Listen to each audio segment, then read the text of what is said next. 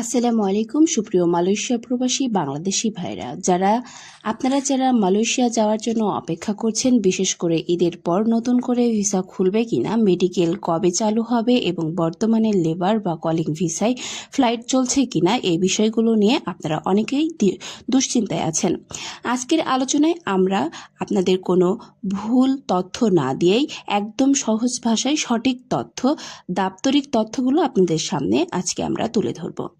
তো বন্ধুরা, ভিডিওটি শুরু করার আগে অবশ্যই আপনাদের কাছে ছোট্ট একটি রিকোয়েস্ট থাকবে। আপনি যদি আমাদের চ্যানেলে নতুন হয়ে থাকেন, অবশ্যই চ্যানেলটি সাবস্ক্রাইব করে রাখবেন, কারণ আমাদের এই চ্যানেলে আমরা প্রতিনিয়ত মালয়েশিয়া বিষয়ে নিত্য নতুন তথ্য আপনাদের সামনে দিয়ে থাকি। তো চলুন বন্ধুরা, ভিডিওটি শুরু করা যাক। প্রথমে আসা যাক সবচেয়ে গুরুত্বপূর্ণ প্রশ্ন নিয়ে, ঈদের পর কি মালয়েশিয়ার নতুন ভিসা খুলবে?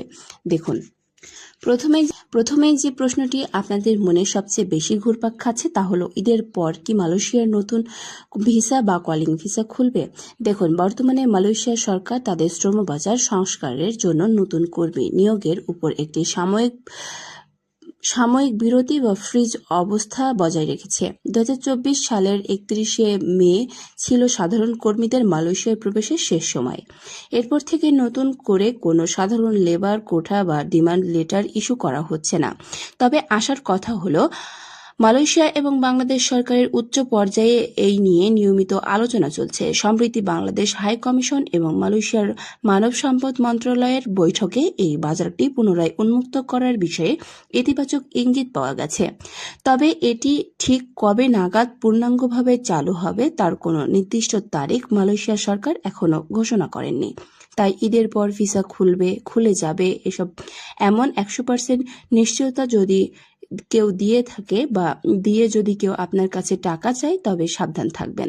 দ্বিতীয়ত, মেডিকেল চালুর বিষয়ে আসি। যারা মালয়েশিয়া যাওয়ার জন্য প্রাক নির্বাচন বা মেডিকেল করার অপেক্ষা করছেন, তাদের জন্য সঠিক তথ্য হলো, মেডিকেল প্রক্রিয়াটি সরাসরি কলিং ভিসা বা নতুন কোঠার সাথে সংযুক্ত।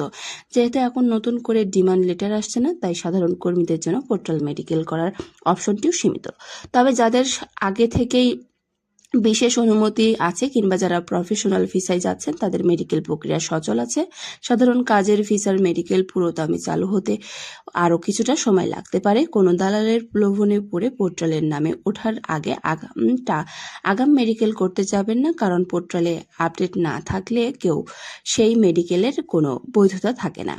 এবার আসি ফ্লাইটের বিষয়ে। বর্তমানে সাধারণ লেবার বা কাজের ভিসায় নতুন কোনো ফ্লাইট হচ্ছে না।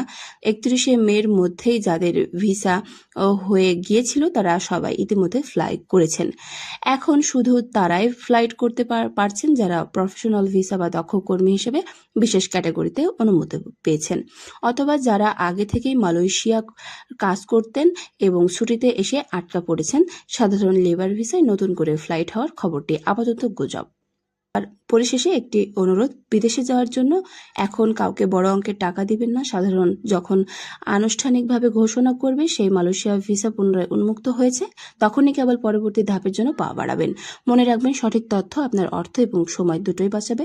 নিরাপদ অভিবাসনের জন্য সবসময় সরকারি প্রবাসী কল্যাণ ও বৈদেশিক কর্মসংস্থান মন্ত্রণালয়ের অথবা বিএমইটির ওয়েবসাইটের তথ্যের উপর নির্ভর করুন।